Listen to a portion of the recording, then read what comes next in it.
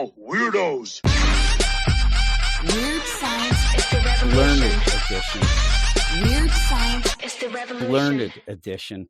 Welcome all you click-clockers, knockoff versions of Morph, and everyone who has reached an understanding with the demonic forces keeping you alive. It is time for your 111th Weird Dose of X. Some might call us Weird Sciences, Learned edition. while others might say, It's like an exhaustive deep dive. any way you look at it. I am joined, as always, by a man with the mutant power to detect poorly written comics. It's my pal Ruben. Hey Ruben, how the heck are you today? Good. How are you?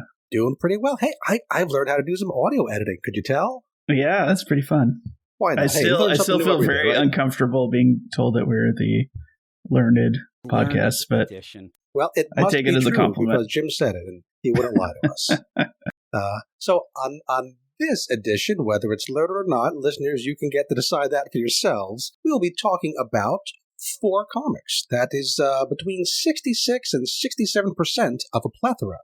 We have the X-Men from the Ashes Infinity comic number 11, Hellverine number 4, X-Men number 2, and X-Factor number 1. And I don't really have any news to talk about this week, so let's get right at it. First up is the X-Men from the Ashes Infinity comic number 11, Samosud Part 2.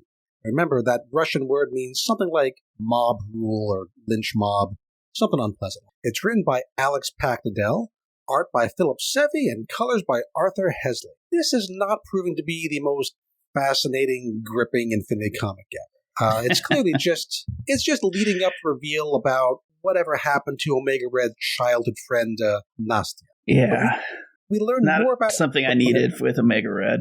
But I'm wondering if it'll turn out to be interesting in the end, but we don't need 3 issues to get there. I mean, that's the way these stories have been structured. Every arc is 3 issues. So it's like there's one point that Alex Paknadel wants to make, and everything else is just kind of padding time to get there. In this edition, we learn more about how Nastia supposedly died, although it's pretty clear again that she's not actually dead. We'll find out next week if I'm dead wrong about that. Nastia became the village's healer after Omega Red left. Herbal cures, that sort of thing. And as is typical in these kind of stories, the village made use of her skills, but also treated her like an outcast. A group of kids calls her a witch, murders her cat to death. Yikes. And then, coincidentally, those same kids get sick and die, and she says, "Oh, sorry, I can't help you." So the parents of the kids who died there, they blame Nastia, and they burn her house down with her inside, and this is why she's presumed to be dead. Now, there's some not very subtle sections where they talk about how there's all these dead fish in the river, so I'm pretty sure we're going to find out that the kids were just victims of industrial waste poisoning. Is that what you were picking up there, too? Yeah, I don't know. I when I looked at it, I was like, you guys can't figure this out. It's obviously not the witch, but the actual toxic chemicals from your local polluting plant. But I guess that maybe I'm giving Russian peasants too much credit for understanding these things. It's just the way the story's written. If it was a bigger, more complicated story with lots of details just for local color, then you could kind of hide this one in there and have it turn out to be the important one later. Yeah. But it's really the only thing that gets mentioned, and it's mentioned in a couple times, so it's not very subtle. No. So when Omega Red starts poking around the edge of this story, he goes into the steel plant to talk to some men who might have been involved. These men catch him on the swinging hook and drop him into the molten steel. I was very much expecting, a thumbs up to come out of the steel like the end of Terminator 2. It's just like that.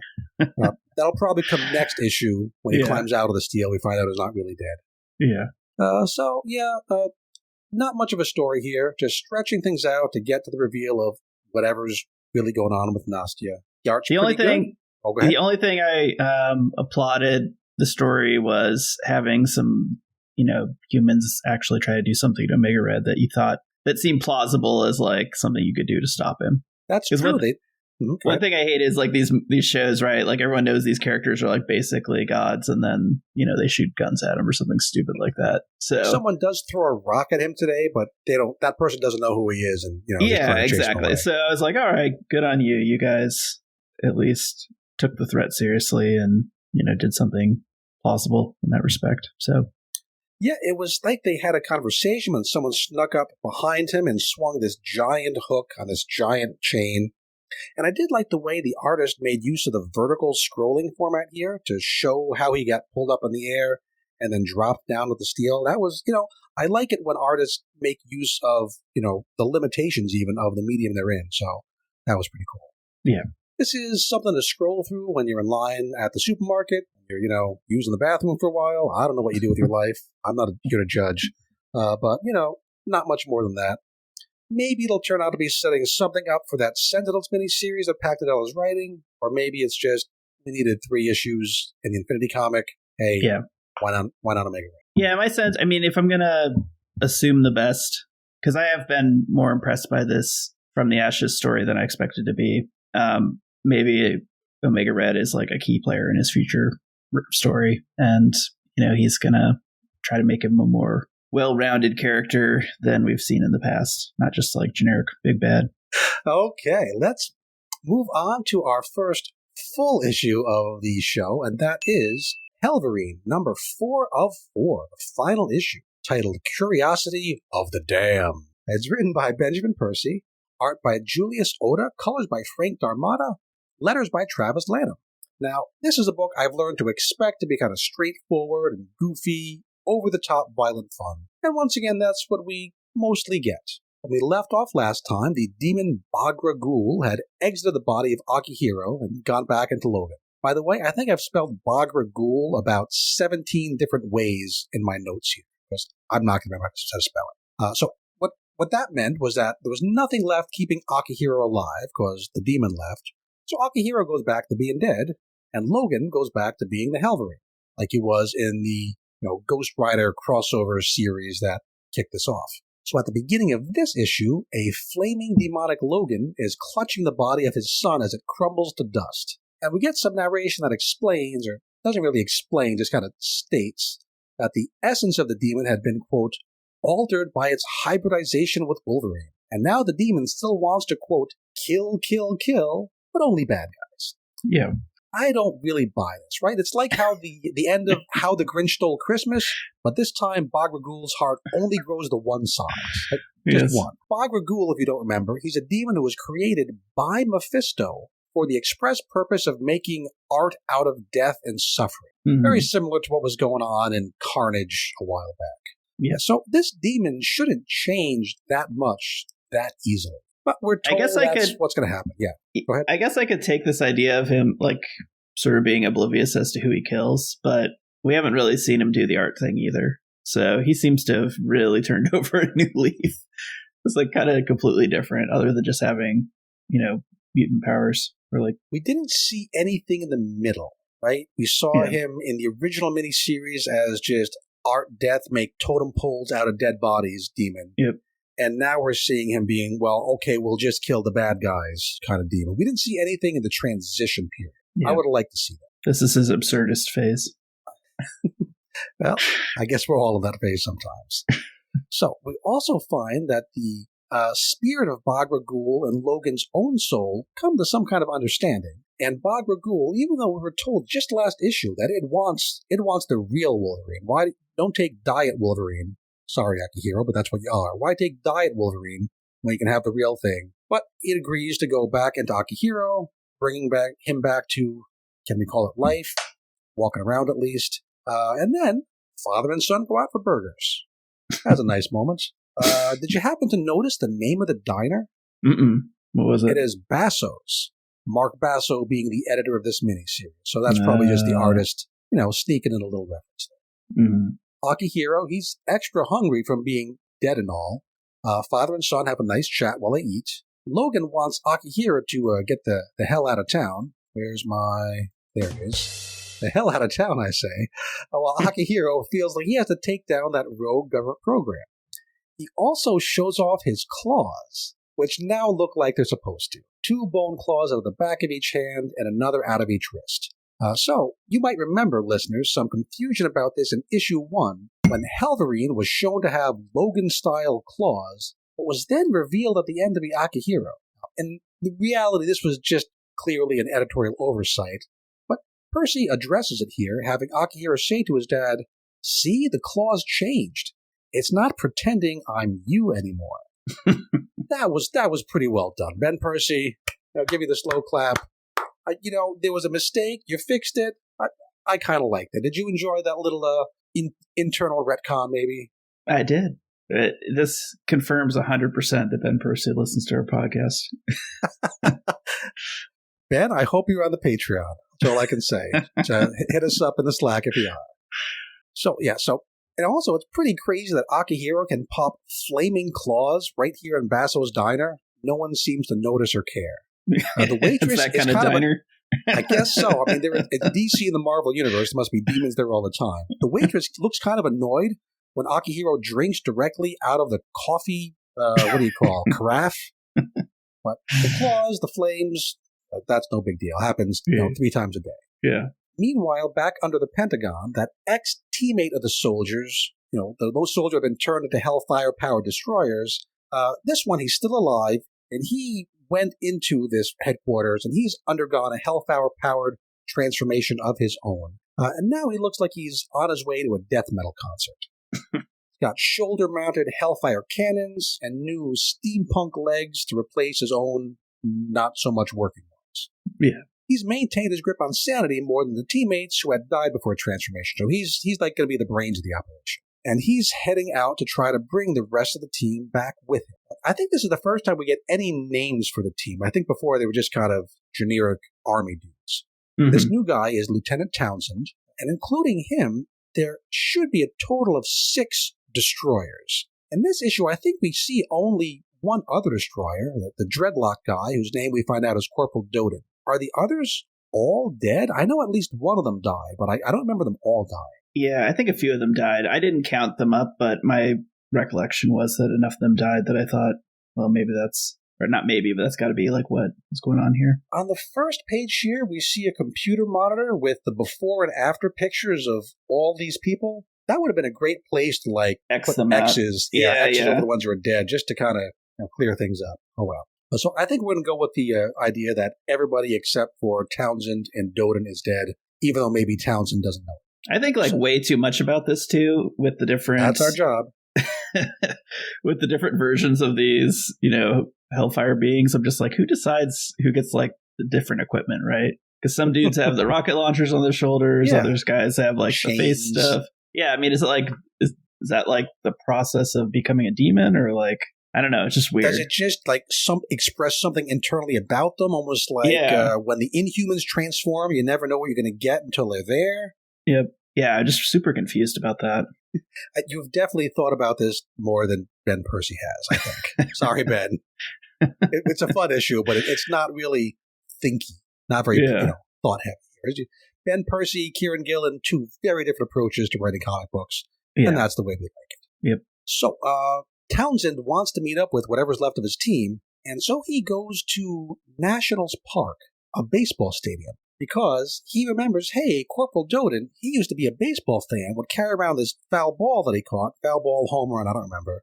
So he must be waiting at the baseball stadium. That's a hell of a jump of conclusions. I know, that dude is pretty hardcore. I have a lot of hobbies, but if I came back from hell, I don't think I'd go, I'm not going to be at a local comic shop just because I enjoy comics, but this guy's in it. He lives it. His whole life is baseball, I guess.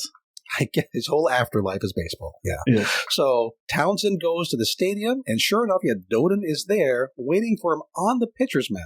And it's never mentioned in the text, but in the art, you can see these 2 bodies there next to him. Did Doden kill 2 innocent members of the National Groundskeeping crew? They're just lying there. We don't see blood or anything, but they're lying on the ground. They're not taking a nap, not man. Cool. You know what happens. So it looks like Townsend and Doden are going to fight, but they wind up, hugging it out, crying. I'm going to, we got each other now. We're going to be okay. Yeah, kind of cliche, fair. But it's fine. Mm-hmm.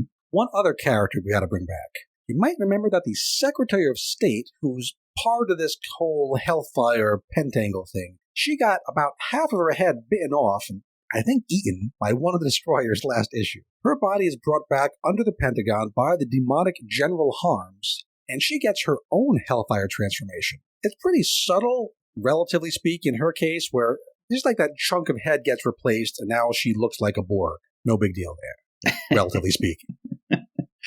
General Harms then drives this remodeled Secretary of State towards the White House. Ruben, what is his plan here? What is he trying to do? Yeah, but don't ask me.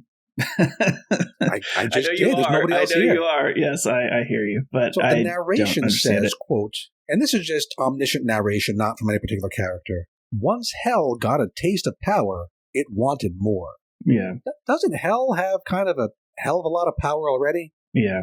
Anyway, the narration goes on, quote, if a demon could possess a body, then why not a country? Because that's not how it... What are you doing? What? So is the Secretary of State going to show up at the White House uninvited in the middle of the night looking like a Borg? Yes. And then what's step two? I don't get it. I think he's going to kill everyone, and somehow that makes him the president. That is the fine print. If you look in the back of the Constitution, hold it over a light bulb, you'll see, kill the president, you got to be the president. That's the rule. Thanks. But it doesn't really matter what step 2 of the plan is, because step 1 gets interrupted by father and son Wolverines on motorcycles. Well, I don't want to go beyond past this because I just forgot about this. I think the idea is like they're going to very subtly replace all the people, right? You kill them and then you bring them back to life, except for the Body fact they have the snatchers fucking kind of thing. Borg body parts on them. Can you just imagine all these congressional people showing up to work and they've got like, demon spikes and metal faces, and they're like, I kind of can, actually, yeah. This is just my normal. Oh, let's not go there. That's not even... I threw that in to make everybody annoyed. Let's not even talk about it. Yes. So, but in a Ben Percy place, I could totally see him doing that. They just show up and everyone's like, oh, that's weird. I kind of almost want to see it, right? Just to see how ridiculous the plan is. I've seen James Carville on TV, and he could be a Borg. I wouldn't put it past him. So, but yeah, they don't even get to the White House. Well, we get to see the White House. Again, I like the local color. I like the fact that it's really taking place in a particular city. Mm-hmm. But yeah, they're interrupted by Wolverine and Akihiro on motorcycles. They wreck the car. Logan brutally kills the Secretary of State again. This time, claws right through her chest, then drags her along the asphalt while he's riding his motorcycle. And then he shreds her entire head with his motorcycle wheel. That's got to avoid the warranty. That's not going to buff out. I'm pretty sure that flips your motorcycle too. I don't think it just works, right? That the motorcycle keeps... I don't think the Mythbusters did this one. Let's take the Secretary of State. Yeah.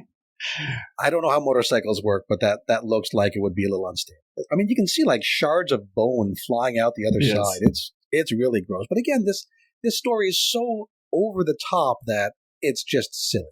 Yeah, no, it's fine. I don't mind that. You can have this 100%.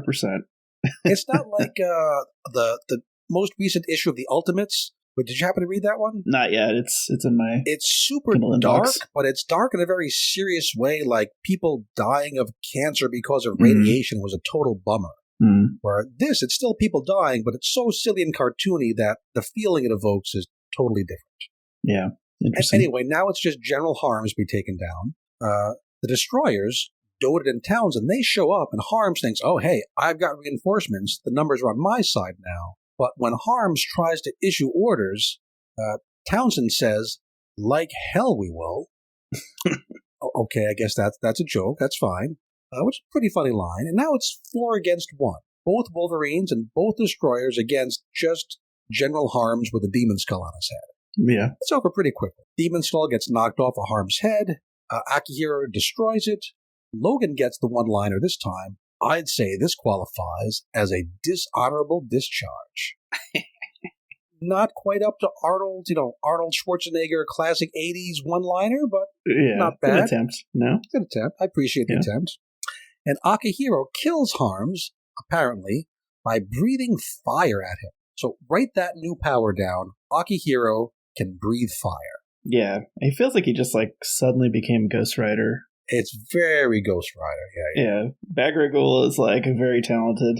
He could just be whatever supernatural being he wants. I mean, demonic hellfire powers, it should be kind of similar, but now it's really like this demon who was meant to be the beauty of suffering is a spirit of vengeance. Yes. Which feels like it's a different kind of thing, but I don't know my demons so well. Now it's just the wrap-up. Everyone gets back to Project Hellfire HQ, which, remember, is under the Pentagon. We never see how anyone gets into or out of this place. Do you have to go through the same metal detectors as the Pentagon? Is there an elevator? They all just walk in and out. Yeah. Logan wants to wreck the joint, but Akihiro has a different idea. He's going to take... I did laugh at this part too much, where they're like, we can't just torch the Pentagon. Someone's like, going to notice, right? No, you can't. No, they would frown on that, yeah.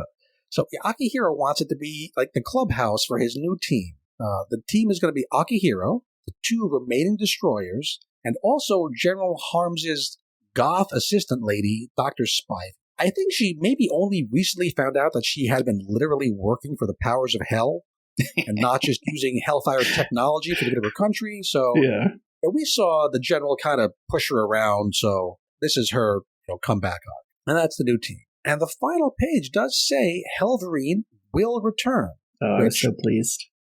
I thought this was maybe a someday down the road kind of thing. But oh, no. I just sent you this link yesterday, Ruben. Yeah, no, he's coming back soon.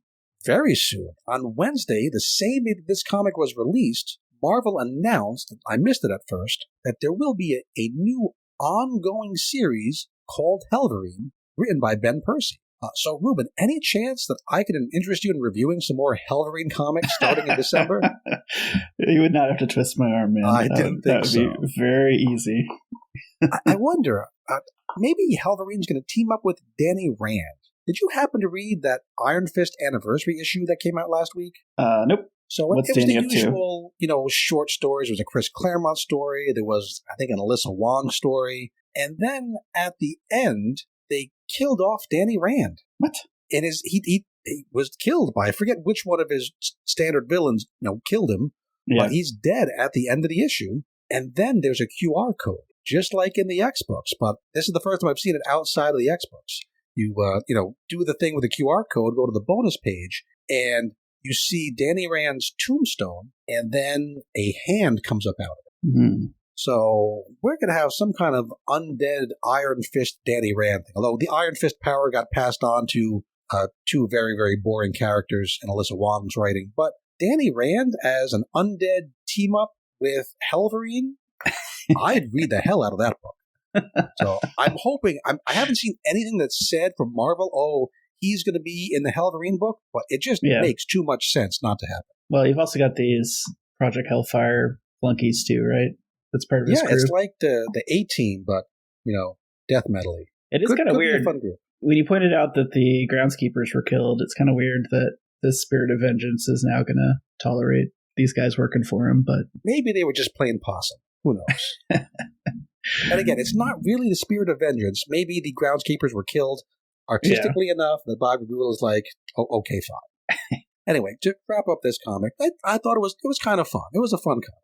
I would have liked some of the motivations to make a bit more sense. Why does Bog Ragul change its nature? What is General Harms's plan with the secretary? Why does that one destroyer decide to hang out at the baseball stadium? Does anyone in the government notice or care about this new team setting up shop, again, directly underneath the Pentagon? Art was the best part. Nothing as memorable as the Washington Monument like from last time, but we do visit Nationals Park. We see the fight in front of the White House. So, the plot could have been thought out, but I am looking forward to more Hellverine hijinks, which makes this call it a 7.3 out of 10. Yeah, I'm just going to give it an 8 because I had too much fun with it again. It's not understandable. It's not a great book, but it's just surprisingly fun. And the absurdity is sort of like high quality B writing. So it's just like the best of the Ben Percy stuff in X-Force over Krakoa, right? Where it's just an action movie and don't think about the details too hard. Just go on to the next page and you're going to see something cool. Yeah. Which there's certainly room for that in the X-Men universe. I don't know if... Go ahead. I was going to say last thing. This team is setting up shop in the Pentangle, right?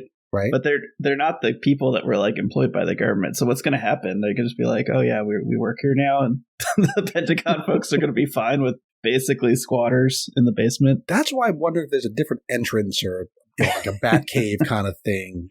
How do they get in there? I want to see that part. Yeah. At some point, you think it'd be like, what happened to General? Was it General Harm? General Harms, yes. Yeah. And it's like, he's not here now. I'm in charge. And they'd be like, taking early retirement. Are they still getting government funds? His pension's going somewhere, that's all. So, that was that one. And moving on to our next book, which is attempting to be a little more serious. This one is X-Men #2, Invasion, written by Jed MacKay, pencils by Ryan Stegman, inks by J.P. Mayer, colors by Marte Gracia and Fair Cifuentes Sujo, letters by Clayton Coles. So, in a way, you could say this issue is timeless, if you're being generous. The basic structure of the story has been used literally dozens of times in X-Men history, including even once or twice in the Krakoan era. Basic concept is, out there in the world, an unsuspecting person's mutant gene makes itself known, causing problems. The X-Men go out, deal with the problems, and also rescue the mutant, bring him back to their school, and start to teach him how to control his new ability. How many times have you read that plot, Ruben? 30? It's the most generic X-Men plot. I also read it in issue #1 of X-Men by Jed MacKay, but it's kind of similar. Yeah, that had some more. That had like another story weaving in and out, yes, which kind of broke it up a little bit. This is just that basic story. Yeah. In this case, the newly manifested mutant is a guy named Ben. Ben appears to be living on the streets of San Francisco. Ben has issues. He thinks he's been abducted by aliens, which is the Marvel Universe, so at first you think, well, maybe could happen. But it's a mental issue. It's not clear to me if his mental issues are connected with the mutant gene thing or totally separate and just coincidental. It's at this moment that his mutant power manifests, creating the appearance of a swarm of jellyfish-looking aliens attacking the city. My impression was he doesn't... maybe this happened to him on a smaller scale. Like, he doesn't know that he has the powers. It could be, like little manifestations around him. Yeah. And so then it kind of made him a little crazy, right? Because he... It's certainly possible. We don't find out. This is the first time that he's shown up on the X-Men's like Cerebro radar. So maybe it's just the biggest one, and that's why it showed up. There's a couple ways you could explain. And also, it's kind of a spoiler for me to say that it's just him creating the appearance of the aliens, because it's not fully acknowledged that that's what's going on until much later. Yeah, I've read a comic or two before, so I thought it was pretty obvious. Exactly, that was like the first thing. I'm like, okay, I know what's going on here. Yeah. Again, it's not my first comic. Yes. There's a pretty cool page where many dozens of these things are swooping over the Golden Gate Bridge. It kind of looks like a Starro attack from DC, but jellyfish instead of starfish. That was my favorite page, I think, of the issue, the title page. Yeah. So the X-Men show up. Whatever version of Cerebro they're using up there in Alaska, I forget. Do they have a helmet up there? I don't know. Yeah, something. Yeah. So there's an odd line from Magic about how, quote, interfacing with the X-Drive feels weird. So I guess there's some sort of combination of her power and this Marauder aircraft teleporting there. Kind of awkwardly stated. I don't know what's going on. Yeah.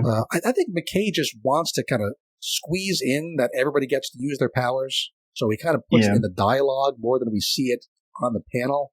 He does it again later with Temper, saying that she uses her powers to keep the ship from overheating. If I can't see the power happening on the page, I don't want to just hear people saying, oh, by the way, if I wasn't using my power, bad things would be happening. So isn't it good that nothing's happening? No, it's not. It's boring. Make something happen. I got into that one a little bit. Moving on. So at this point, we get an extended action sequence that looks pretty good, but that I don't have a whole lot to say about. We see the team fighting some robot-looking aliens on the ground. I don't even know where these robots came from. Did we see them? They just kind of show up, which, again, if it's just his power, I guess we could say that that's almost like a clue. Yeah. And there's a saucer-shaped mothership that Juggernaut gets fired through like a bullet. Do you remember the last time we saw Juggernaut used as a bullet? Does that ring any bells? Yeah, wasn't that Sense of Sinister? It was. Fired through, was it Galactus? Or was it Thanos? I don't remember. It was through both, one of them. Actually. Okay. So he was miniaturized and uses the bullet to kill Thanos, and then he continued out into space, because you can't stop the Juggernaut, and he kind of wandered around through the galaxy, pulled around by the gravitational attraction of black holes, and then like hundreds or thousands of years later in that timeline, Destiny knew where he was going to end up, so she contrived to have Galactus in the way. Yeah. So he then killed Galactus too. That was Kieran Gillen having a good bit of fun. When I saw this, I was just like, this is just such a copycat issue, right? Like taking a bunch of ideas from other people. Yeah, and taking an ideal, it was so much cooler the last time we saw it. Yeah. Here he goes through this spaceship, which then turns to dust because it's not real, and then he splashes down into the bay like a Barry Bonds home run, and we find out later that, oh yeah, they went and picked him up. Yeah. I mean, I like this idea. Like, he goes into is it Blackbird? I don't know what the jet's called right now. But in any event, the Marauder. Oh, the Marauder, that's right. Okay. So he goes into, like, I guess some space and what runs it creates, like, infinite speed. Because it's like a railgun, right? Something like that, yeah. And then what happens then? Like, the temper pulls off the heat, and then they eventually just, like, open it. Yeah, and then they pull off they open the door, and he just comes flying out. Seems like a very inefficient weapon. Now that I say all those steps. But I guess it's better somehow than a regular weapon. It also made me think, like, is this just like another mutant circuit? Like, we're really trying to copy all the stuff. Yeah, that's a good point. But anyways, a lot of mutant circuits, right? And the fact that the I guess they always have been. They just weren't always called that. It was even Krakoa, they called attention to that. Like, they said that the fastball special was really like the original mutant circuit. You know, strong guy throws and little dangerous guy slices and dices. Yeah. So, yes, the big mothership poofs into smoke, and eventually, even Scott Summers, not known for his powers of observation, he realizes what most of us figured out on page 4. These aliens aren't real. They're just a manifestation of the mutant ability of that mutant. They're here to help. Mm-hmm. I guess they don't even say, oh, what a weird coincidence. We found out there was a mutant here, and now we're being invaded by aliens in the same spot. Should have figured that out sooner, there, Scott. Yeah. So they turn around and go find Ben, the mutant at the center of all of this. They try to convince him they're here to help and that aliens aren't real, but he is maybe something like a paranoid schizophrenic, something along those lines. He's not easy to convince. It then looks like Ben's powers overload and he destroys himself right there in public, but on the page turn we learn that the X-Men, using a combination of Quentin's and Magic's powers, only made it look like that happened, which is kind of an interesting echo of his powers make it look like aliens appear, their powers make it look like he just blows himself up. But why do they have to do this? I don't get the necessity. Why couldn't they just bring him in regular style? Why do they have to fool really just this one social worker guy? I think his name is Ken. Why do they have to fool him into thinking, oh, Ben's dead? Why do that matter? They're not going to kill Ken, right? And Ken kind of heard some of the stuff about it's all in your head. You're making the aliens. So maybe they were afraid that... Keith, sorry. Keith. Okay. No, I knew it wasn't Ken and Ben. That would be dumb. Yeah, I assume basically they thought that he would spill the beans and then it would be like, oh, there's this dangerous mutant that the X-Men took into custody. Like, look what he did in San Francisco. And this way, the guy's off the radar. So even if the story comes out, it's like, dangerous mutant is contained or just has been dealt with. I think the idea that if there's a dangerous mutant out there and the X-Men brought him in to save people, that seems like a positive story to me. I wanted some more motivation for why they have to do this ruse. That's kind of neat as it happened. It was really the most clever thing in the book was this little ruse, and we get a little mention on panel of, hey, let's go to psychic comms only, don't speak out loud. So we can look back later and say, oh, they coordinated this psychically, and that's why it happened the way it happened. Yeah. It was all right. Yeah, I also feel like San Francisco is kind of a tolerant place, right? Like, this craziness is happening, but nobody really dies, right? And I think they kind of understand this guy like a mental health emergency, and now he's been taken in for treatment. I think people would accept that. I don't even see any other civilians in this book besides Ben and Keith. Now, flipping through, I don't see anybody. So it's not like we even see people being terrorized by the aliens. Yeah, I don't see another non-X-Men character on the page except for Ben and Keith. Yeah, interesting. You'd think you'd want to have a scene there of normal people just running in terror or something. I have a big issue with this. It's very... Hello, you made a noise there and then disappeared. Ruben, are you still there? Ruben is typing. 1 second. Okay. All right, back. So my very petty issue with this is, again, I think I've complained in the past. I don't like the way they're drawing Psylocke. And I really don't understand what this katana, this flaming katana is that she's got. Because I think there's a very big misunderstanding of what her power is and the psychic blades. I don't understand her power, so I just went, okay, she has a psychic sword. Everybody seems to have one of those these days, even Miles Morales Spider-Man. So yeah, it wasn't like a cutting blade. It was basically this was her way to focus her psychic powers, and then she could force her way into somebody's mind through that blade. But now it's swirling around the sword, and I'm like, the psychic powers can cut things, or Either that or it's like it wouldn't do anything, right? You just swing it and it would go through. It would be like the most ineffective sword ever. So I don't understand why they have her like, other than just wanting to look cool, but I don't think it looks cool at all because of, misrepresentation of her powers. Really, really basic, right? Quentin Quire, who looks like he's not old enough to get into a PG-13 movie on his own. He's just bratty kid, like generic bratty kid. Mm-hmm. Even Magic is just, I'm kind of different kind of bratty, and I, violent and kill people. Mm-hmm. And Temper, she's very boring and just talks about how she can make things hotter or colder. Even Juggernaut, he kind of quotes his "no one can stop the Juggernaut" line, and that's it. There's just kind of super, super generic, basic kind of stuff going on. Yeah. The only way that this issue seems to further the plot from last issue is that we're told that Ben's mutant ability manifested later in life than such powers usually do, which is reminiscent of those fourth school Orcus-looking mutants from last issue who also manifested as adults and not kids. Mm-hmm. So maybe there's a connection there? Yeah, somebody's doing something. Once again, you wouldn't know from the art that Ben is older, because Brian Stegman continues to make everyone look like teenagers, which I could, as a stylistic choice, that's fine, but when the plot calls for, oh, hey, this guy's actually older than you might think for a person to manifest, it's just a bad combination of an art choice and a plot point. It's confusing, unnecessary. Yeah. One other bit of dialogue I want to mention. Early on, Cyclops says to his team, quote, "Remember the Iron Knight." That's Knight just with an N, not a K. It's not Batman. Remember the Iron Knight. Helping humans makes our lives easier. Well, I don't think we know what the Iron Knight is. Maybe it's connected to that giant burnt-out sentinel we saw hanging over the town in issue 1. Mm-hmm. But that's the only thing kind of pointing forward to there's something we don't know. Okay. Kind of basic, but it is something. And that's the issue. It's not like objectively awful, just tremendously basic.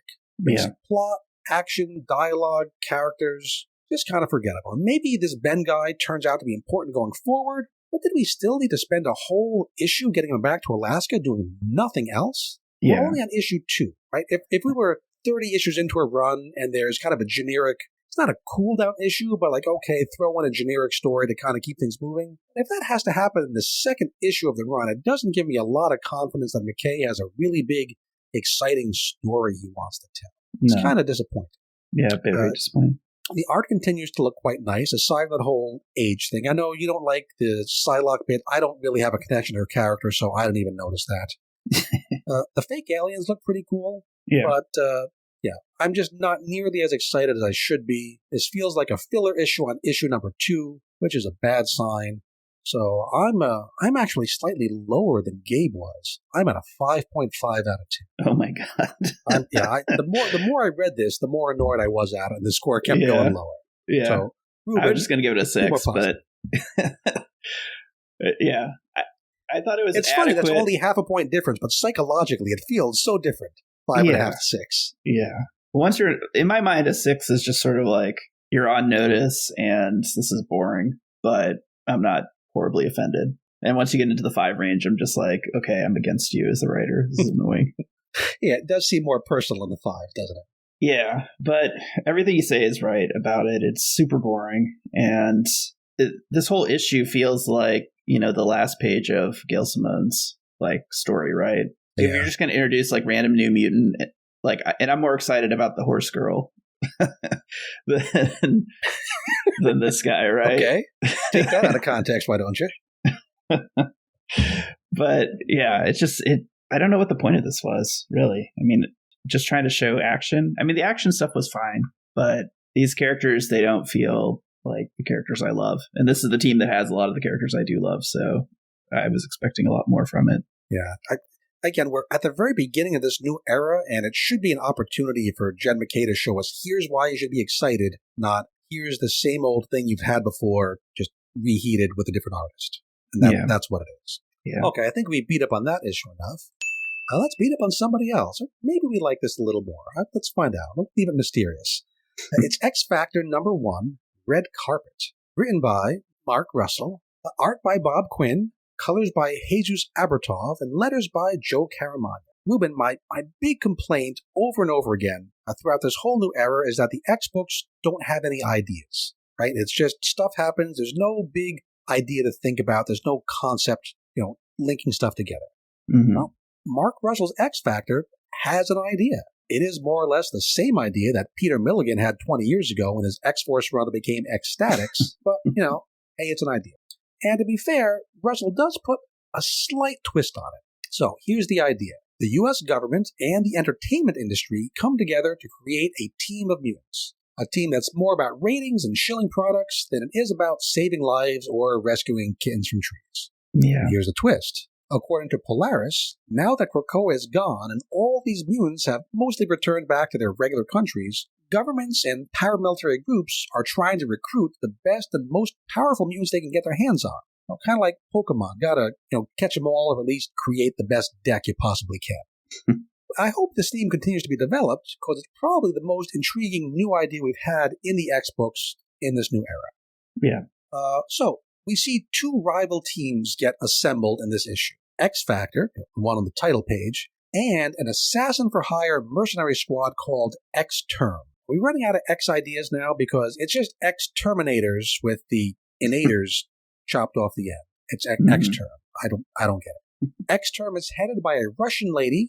She's Darkstar, Lania Petrovna. She's been around since the 1970s, created by Tony Isabella. She was actually featured in Marvel Comic in kind of an important background way pretty recently. Did you happen to notice when Darkstar was important on a page? No. She's a Dark Force user, so she was one of those Dark Forcers in the Blood Hunt series. Oh, interesting. Okay. Who got turned into a portal and kind of just bringing the Internal Night around. No mention of that here, though. Mark Russell doesn't seem very much interested in continuity. Yeah. Not his thing. It would have been cool to just have a throwaway line saying, oh yeah, just linking her back to that and saying, oh, maybe now that I'm done with that, now I've decided to go and form my own team. Yeah, well, it could have helped play into the whole story about her saying, everyone's got their own agenda, right? And we're going to have our agenda for ourselves. Yeah, somebody tried to use me for their own evil plans not so long ago. So yeah, I'm gonna try to do my own plan now. And it could have worked perfectly well. One quick line of dialogue. It would have made the Marvel Universe feel that much more connected. But again, that's not Mark Russell's concern. She does try to recruit one of our three favorite Summers brothers. This one's Alex, a.k.a. Havoc, and she does it while a helicopter carries the two of them in a house over the evil nuclear-powered island base, which I think is just Mark Russell trying to make this dialogue scene more dynamic, but it's hard to follow.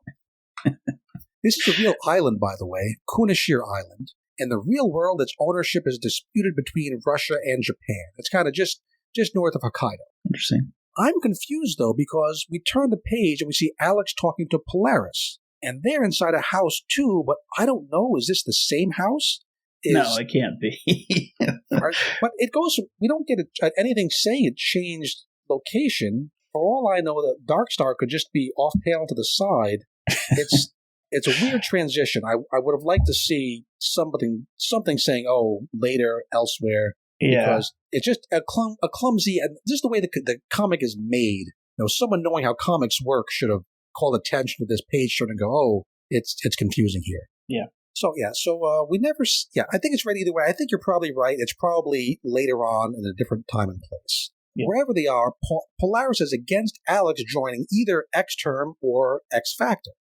And this is the last we see of Havoc until the very end of the book. So, yeah, this scene, I get what they're trying to do, but I think the mechanics of it were just not well carried out. Yeah. I also found the Havoc-Polaris relationship kind of jarring because he's been so committed to Madeline Pryor recently. Right.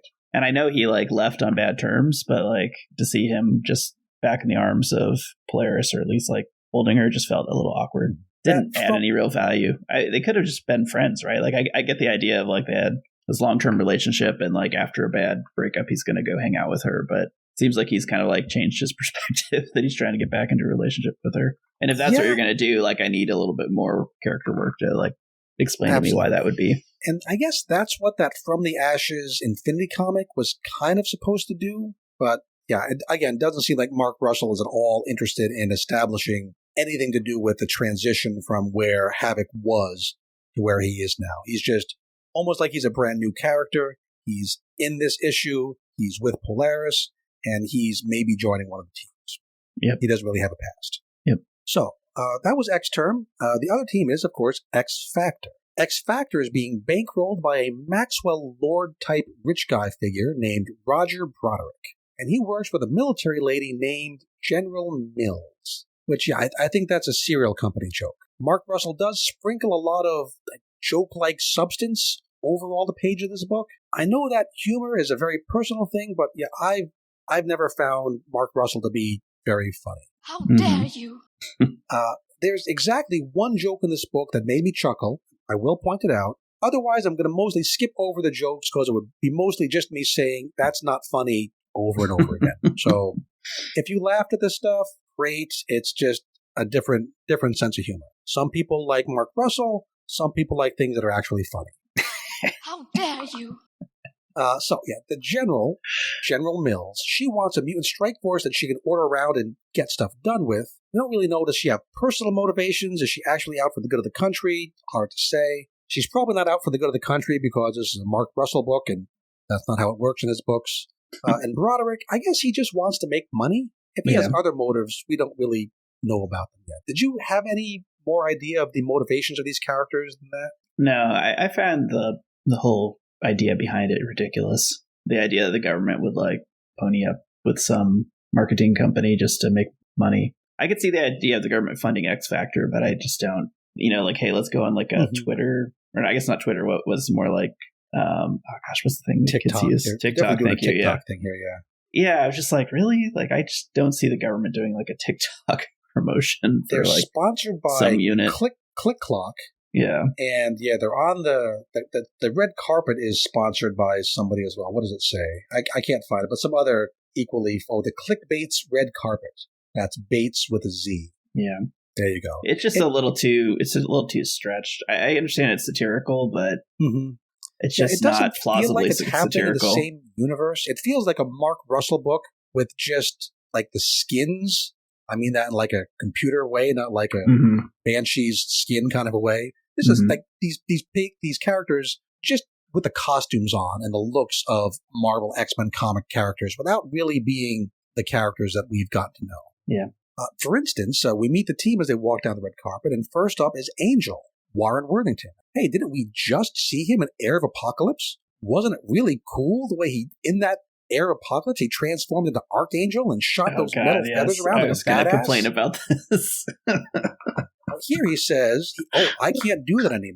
Then he read my resume. At what point can you lose your ability to switch to Archangel? Again, it's just Mark Russell not caring at all about continuity, and he doesn't want to have that in this book. Yeah. So, Warren's personality here, completely different than anything we saw in Krakoa or in Heir of Apocalypse. Why is he on this team? He doesn't need the money, does he? He's still a rich guy. What is his motivation for being part of this silliness? Yeah. Well, no idea. He made a bad stock investment. Too many NFTs. I guess he's acting more like Booster Gold than like Warren Worthington. Yeah. And I like Booster Gold, but that's a different character. Yeah.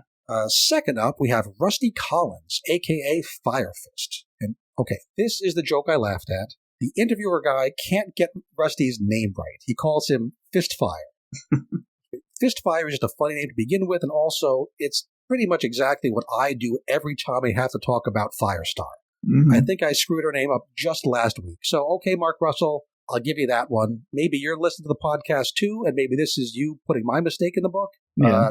Say hi to Ben Percy for us, if so. Firefist has been around for a surprisingly long time, since the 80s. He really was an original, apprentice member of X Factor. Interesting. He I was later know much about X Factor. Yeah. So the original X Factor was the original 5 X-Men. Right. But then, they had some, you always have some new characters to kind of train up. He was in the very first issue as, the first new recruit to X Factor. Got it. They never took off. Later on, he was killed by Holocaust. That's the Age of Apocalypse version of the genocide guy we saw in Heir of Apocalypse. And then Fire Fist was briefly resurrected by the transmode virus, and then he was fully resurrected on Krakoa in one of the Infinity comics that I think we both skipped. He did actually appear in one issue that you and I reviewed together. He was a background character in Bishop War College #1, just sitting and drinking at the bar with Dazzler and Jamie Madrox. And I only know that because I looked it up on the wiki, but I opened up that page and there's a guy with red hair at the bar. I guess that must be Rusty. Don't get too attached to Rusty. This may be about all you hear about him. Next up is a new character, Daniel Choi, codename Zyber with an X. We'll see later that his deal is he can create an electromagnetic pulse that disables electronics. But he can only do it once, and then he gets really tired. Not sure how long his refractory period is. Don't we all have these EMP devices carried around anyway in the Marvel Universe? So I don't know why his power to do it once is so much of a big deal. Yeah. But he's on the team. Next up is Feral, Maria Calasantos. She was last seen in Uncanny Spider-Man, having been made into a hound by Orcus. Her powers are that she's an angry lady with claws. That's it. She's an angry lady with claws.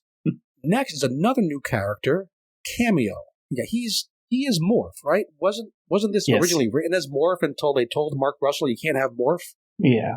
Yes. He looks like Morph. He's exactly Morph. Yes, but he's green. Yeah, that's it. He's in his natural state, his faceless natural state. That looks like Morph. He's just slightly green. I did like his introduction. He arrives disguised as Beast, and the crowd, they go crazy. They're, oh, Beast, we love Beast. Which is maybe a little odd, given what Beast has been up to lately. Mark Russell doesn't care about continuity, but Beast is one of the OG X-Men. The crowd would know who that is. Yeah. And then when the crowd learns it's just this Morph knockoff Cameo, they're very disappointed. Yeah. I laughed at this part. I thought this was pretty good. That was all right. That was decent. That's the team, and spoiler, don't get too attached to pretty much any of them. Other things at this event, there are two sets of protesters. One side is the standard we hate mutants type. The other side is pro-mutant, seems to mostly be mutants, I think is angry at this team for kind of selling out, right? They're kind of like, why are you working for the man? We're told this group call themselves Refuseniks with an X. Now, the original Refuseniks with a KS, it was an actual thing in like the Soviet Union in like 60s through 80s, I think. They were people who wanted to emigrate, wanted to get the hell out of the Soviet Union, but they were refused permission to leave. And at least in the 80s, these were mostly Soviet Jews who wanted to get out because they were being persecuted. So kind of a tacky name to repurpose, if you ask me. At one point, two protesters on opposite sides jointly yell out, "Go back to Krakoa," but for opposite ideological reasons. Which, okay, that's two jokes. That one I kind of like too. And no one mentions it out loud in the book, but several of the Refuseniks protesters are wearing T-shirts or holding signs with the name Jovius. Jovius written on them. Who, I did my usual deep dive of 30-second Google, and I couldn't find any previous mention of him. These shirts and signs have the image. It's a person's head, probably a mutant's head. He's got a bald head, pointy ears, and an eye patch. I guess this is foreshadowing that Jovius is going to show up in an issue or two, but any guesses or predictions on what his deal might be? It's a little intriguing, but I didn't spend a lot of time thinking about it. It's a subtle bit of foreshadowing, right? It's not lampshaded. No one says, "Oh yeah, Jovius is coming." You know about Jovius. Oh, everyone knows about Jovius. It's just in the art, and I kind of appreciate that. Yeah. All right. After they take a photograph and Angel gets hit by an egg, wouldn't he wipe the egg off his uniform before the photograph? This pisses me off. Like, they could have had a stain, right? But the fact the yolk is still there just bugs me. Yeah, what kind of an egg just sticks? It looks like a fried egg stuck to the front of his shirt. I get what you're trying to do, Mark Russell, deflate the big Warren Worthington, the big team. Oh, he's got an egg on him, but still too silly. Yeah. Okay, off to where they're going to live. They're going to be at this mansion owned by Roger Broderick. It's got a pool, a gym, nice location. The young mutants, especially Zyber, pretty impressed with this whole idea. Yeah. I'm kind of surprised there aren't cameras everywhere for Big Brother-style live stream. Maybe there are, they're just hidden. Who knows? Yeah. One important line here. Roger Broderick says to Angel, quote, "Don't worry. If these mutants wash out, I've got others ready to go." That is foreshadowing. He then name drops Havoc, Alex Summers. So I guess Havoc has agreed to be connected to this team. Mm-hmm.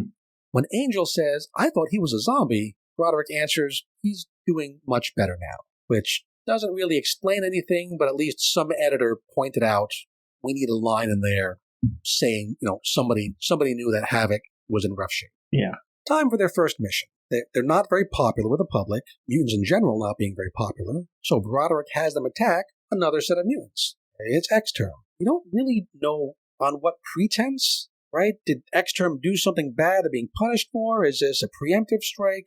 We don't know. I don't know. I was kind of okay with this because it's like, this is a paramilitary, mercenary outfit with a bunch of mutants. I could see the government wanting to shut that down. And who are they going to piss off by attacking it, right? Like, it's not like they're protected by some government agency. So I could see them being a viable target. Good enough. I'll be fine with it. So the attack itself starts off just okay. Angel has to throw Zyber out of the plane. They tell Zyber to jump. Was there a plan for him to have a parachute? Was the plan always for him to be caught by Angel and flown down to the ground? Yeah, they should have coordinated that a little better. The splash page looks cool. I think that's probably the best art in this issue. It's very much like a Kevin Maguire JLI kind of feel to it, right? Mm-hmm. Big emotions, Zyber screaming in terror with a wide open mouth, Angel with his jaw set looking annoyed. Very much reminded me of that era of the Justice League. Which, that's a good thing. That was some of the best comics of the past, especially some of the best funny superhero comics of the past half century. Mm-hmm. So, in the fight itself, every character kind of gets to show off. I don't know how everybody else got down to the ground. Did the plane land and then they walked off it? If they were going to do that, why did Zyber have to jump? That's a good point. I didn't even think about that, but that's actually a really good point. They just show up, but they're all part of the same fight. So I don't know what's going on. We got a cool splash page out of it, but it wasn't really explained. Mm-hmm. So Cameo, he disguises himself as an X-Term goon. Fire Fist shoots fire out of his fists right there in the tin. And Zyber does his EMP thing to disable an X-Term robot. Did you catch that robot's name? Mm-mm. Robo-Tony or Robotany? I think it's Robo-Tony. Joke, folks. Feral does some claw fighting, and then she's the one tasked with placing plastic explosives around the facility. I'm sure giving Feral explosives, nothing could possibly go wrong there. Darkstar, leader of X-Term, she shows up, exchanges some words with Angel, and then there's a confusing bit where Cameo, still disguised as an X-Term guy, he has picked up a rifle somewhere, points the rifle at Darkstar. A real X-Term mutant goon bumps the rifle off to the side, it goes off, shoots the plastic explosive, which means everybody dies. Not quite everybody. A caption from a news broadcast says that, quote, several members of the X-Factor team are dead or clinging to life, which I read that as, hey, if any other writer down the road wants to claim that these people are still alive, yeah, they're allowed here's to. your get out of jail card. Yeah.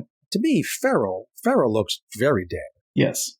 Fire Fist and Cameo, they look very dead as well. Zyber is alive, Darkstar is alive, and Angel is alive.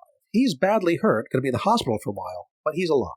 Mm-hmm. It was a military failure, as in the enemy base is still mostly standing, but it was a PR success, we're told. Broderick says that America hates mutants, but loves mutants who also hate mutants, which is Mark Russell making a subtle political point. Final scene is a bookend, a redo of the first scene of the red carpet. This time we have a mostly new X-Factor. Angel is still healing up, so now it's Havoc leading the team. Zyber is still around, although he looks like he wishes he weren't. And the other team members have been replaced by Frenzy. She's, your basic strong person. Pyro and Fire Fist, they are basically the same character. Cecilia Reyes, the doctor from Krakoa. Why in the hell would she join this mess of a team? No idea. Even she looks kind of embarrassed in the middle. I don't think she knows why she's there. And a new character, Granny Smite. Yes, kind of like the Apple, Granny Smith, but with an E at the end instead of an H. Granny Smite. Yes. We don't know her powers yet, probably next issue. And yes, she looks like your very standard elderly grandmother. She could be a member of horticulture, for all I know. Yeah, I kind of thought it was. I was like, is this one of the characters? I'd be impressed if it was a horticulture callback, because, I don't think Mark Russell has any idea who horticulture is. So do you think, Ruben, this will be the real long-term team, or is that the gimmick? Every issue we get a kind of a new version of the team as they get killed off. towards the middle to like the later part of the story, I started thinking this is very much like Ostrander's Suicide Squad, and I started enjoying it more. Like once I got past some of the stupid, like the TikTok reference and the like, why would the government work with this advertising agency? Right. It started being an okay story for me, and so if it is in line with that Ostrander Suicide Squad kind of like plot line, I would expect there to be like a core team, and this is probably like mostly the core team, and then there'll be like fringe characters that rotate in and out around the edges. And I kind of think that's what's going to happen here. I don't think it's going to be 100% new team every single issue. And that also was kind of an X-Statix thing, which was a mutant team, very much looking at ratings. That's the group where Dupe, that kind of floating green Slimer-looking guy, comes from. And they always had characters being killed off. That was kind of their shtick. So, yeah, it is like a combination of Suicide Squad and X-Statix and a little bit of Justice League International. But yeah, it's kind of that blend. And we do get first we see Polaris here at the end. She's kind of hiding in a baseball cap and sunglasses, wearing a Jovius t-shirt, and she's attending this introduction of the new team. So I guess she is kind of going to be hanging around the edges of this story. Not exactly sure what she's up to, but she's definitely up to something. And then we get one of those QR codes for a bonus page. This is, again, I think it's only going to be in the issue ones, but we'll see. Yeah, because we didn't see it in X-Men #2. Right. And this is another quick conversation between Broderick and General Mills. And all we learn is that there's this top secret set of double doors, and there's something behind those doors the General doesn't want the public to know about. Yeah. That's it. So yeah, I kind of like this all right as well. I am going to say this is very much a matter of lowered expectations. Stole that from Mad TV for all you older folks out there. Remember that? But yeah, I came to this issue expecting to hate it. Yeah. And yeah, I picked on all the Mark Russell-y bits that I like to pick on because, I don't enjoy his style of writing, but there's the bones of a decent story here. The art is a slightly heightened comedic version of Marvel House style with that Kevin Maguire influence. My chief reservation, aside from the Mark Russell-y stuff, is that the characters are not acting right at all. I don't see why these characters have joined the team. I don't see why they're acting the way they're acting. Unless they turn out to be like maybe Cecilia Reyes is undercover working for Cyclops, kind of the way that some people were undercover on the Heir of Apocalypse deal. I think more likely this is just like it's taking place in its own Mark Russell pocket universe. I don't foresee a lot of crossover between this book and like Uncanny and regular X-Men and probably X-Force. I think those are probably going to talk to each other a lot more. I don't think this one's going to play the same game because I don't think Mark Russell cares about that, and I don't think these characters can really be. I think if Warren shows up in Uncanny X-Men, it's going to be the older version of Warren Worthington. It's not going to be the X Factor version. So yeah. I think that's the mindset to go into in this book is kind of consider it as Mark Russell playing with X-Men action figures and not really Mark Russell being part of the team telling the story of this new era. Yeah. So given all that, I do want to see what happens next. Is this team going to survive any longer than the first? Who is Jovius? What is Polaris up to? So, not the highest bar ever, but this was my favorite X book of the week. Yeah. Might all turn to crap in the next issue, but that's next issue's problems. Taking this, again, I like to try to take the issue for what it's trying to be and not judging it for what I'd like it to be. But, being kind of positive, I'm going to give this a 7.5 out of 10. How about you? I'm in the same ballpark. I'm just going to give it a 7 too, but an optimistic 7 too. Like I said at the beginning, I don't have an opinion on Mark Russell. I kind of have heard a lot of criticisms of him being kind of too committed to pushing a political agenda over writing a decent story. But the art, not kind of my thing. It was a little too kind of plasticky to begin with. But it impressed me towards the end. Once they kind of like went on their mission and things went to hell, and and then the new team kind of being introduced, like all those things were interesting to me. So in the end, I had fun with it more than I expected. Nice. And I could see it being a blast kind of down the road. Okay, so what number you want to put on it? Oh, 7.2. 7.2, gotcha. Okay. And that was our books for this week. Next week, we have a couple cool things coming up. We have Phoenix number 2, and maybe I'll get to use this sound again. Swiper, no swiping! As we see if there's any more panels that look suspiciously familiar from other books. We get Wolverine Revenge number 1. So yeah, I know the guys on the regular, called the regular, I don't know the flagship. It used to be the flagship, now it's just kind of the regular Marvel podcast. I think they said they're going to try to take this issue from us because they want to talk about Wolverine. Yeah, great. But I'm going to read it for sure. I mean, I'm excited. It's Hickman, right? Hickman and, or actually, is this the Hickman one? It's Hickman and Capullo. Yeah. That's going to be, that should be really good. Yeah. I'll read it and enjoy it. If it's super awesome, I guess we can do like a second take. Well, we'll definitely talk about it a little bit because, we are the Learned edition of the podcast. So we can't leave our listeners with just the basic take that they'll get from that other show.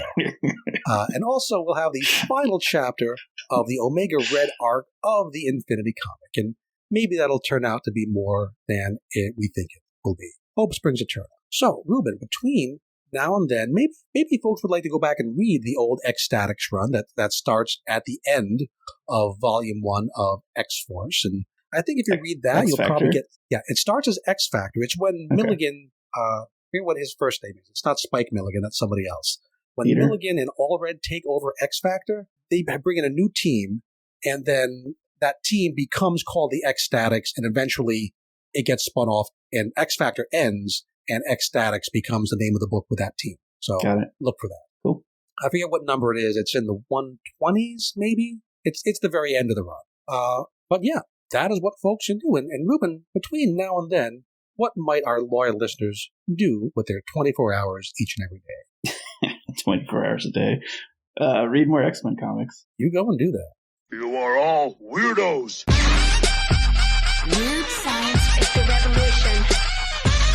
Weird science is the Learned revolution. edition.